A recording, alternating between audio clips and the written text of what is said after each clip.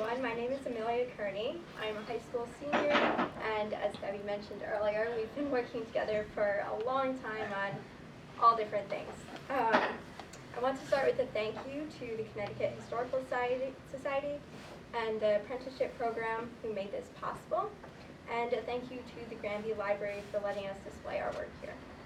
I also want to give a huge thank you to Debbie for being such an amazing mentor and for putting so much time and so many resources into the apprenticeship this year. And I want to say thank you to all my fellow apprentices who really made this year a lot of fun. We've been able to learn a lot from each other, and it's been awesome to see how we've each grown with our art over the last year. I'd also like to say thank you to my papa, my little brother Micah, and my younger brother Elijah, who's a really talented artist, and he's helped me a lot. And to my mom, who wasn't able to be here today because she's helping my grandfather in France, but who really wanted to be here today. The apprenticeship program this year has been an amazing experience.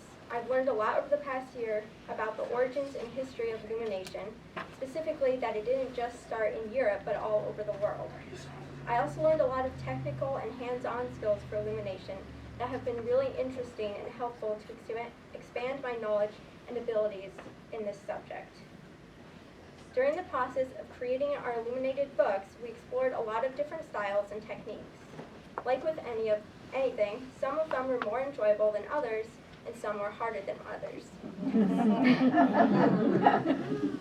To my surprise, I found I really enjoyed working with a brush when creating a piece inspired by Chinese illumination.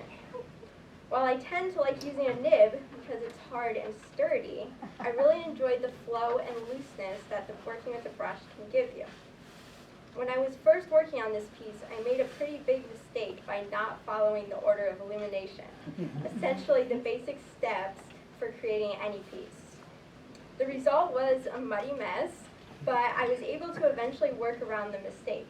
The result is now by far my favorite piece I created. This shows how a piece of art doesn't need to be perfect, it only needs to be something that resonates with you. This piece features a woman standing alone under a very big flowering ginkgo tree.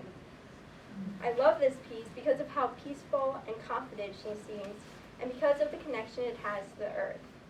The poem I wrote as part of this piece talks about just these things: solitude, being yourself, being comfortable and happy with yourself. For me, these things are easiest when the only thing surrounding you is nature. Creating this piece was a way for me to connect a little bit more to my illumination. Thank you.